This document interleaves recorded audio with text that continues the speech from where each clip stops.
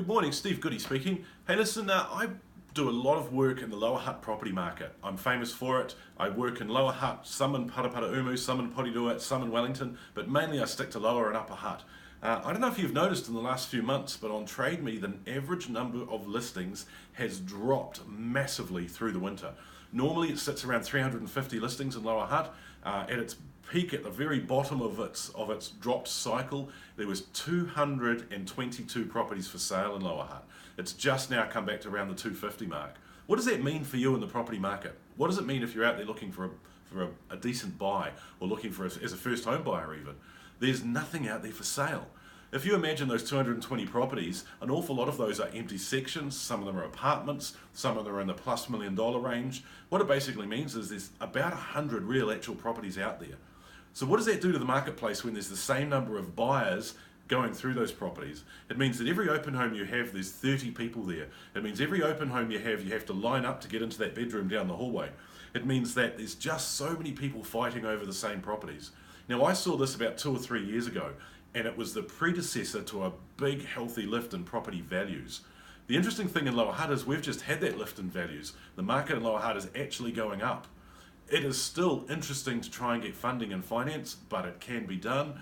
Property values aren't as high as they're going to be next year, in my opinion, and it's an easy time to get out there and buy houses right now. As property market updates go, I'm just talking about Wellington. Auckland, totally different beast. In Auckland, there's a lot of properties coming on the market. The market has flattened somewhat, which in my opinion makes Auckland a great time to buy in Auckland.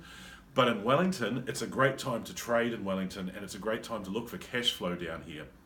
I was talking to a real estate agent in Auckland just this week. He was pointing to a property and saying it's a great cash flow deal. I did the numbers on it, it came out at about 4.2%. Trust me, that's not a great cash flow deal. I don't believe in negative gearing. I believe in cash flow. Cash flow lubricates your business and keeps it going. In Wellington here, we're still getting 5, 6, 7% returns on property. If you buy a dog, turn it into something nice, you can get a good 8% return. Also, let's look at historically what has lifted the New Zealand property market. What was the last time the New Zealand property investment market really took a big leap up? Let me give you a hint. It was quite a few years ago. It was just before an election. We'd just won the America's Cup. Come on, there's a lot of that stuff going on right now, exactly as it was then. Additionally, immigration, through the roof again. These people are moving into New Zealand, they need somewhere to live. So do Kiwis. We are not building houses fast enough. Look out the window wherever you are right now. Can you see 15 cranes on the horizon? Because that's what we need to be building. That's the scope and scale of stuff we need to be building.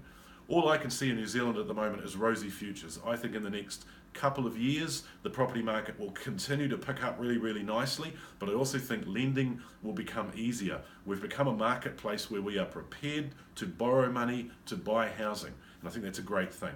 All in all, I just see great things happening in the New Zealand property market at the moment, and I encourage you to get involved and to get some information and come along to our event.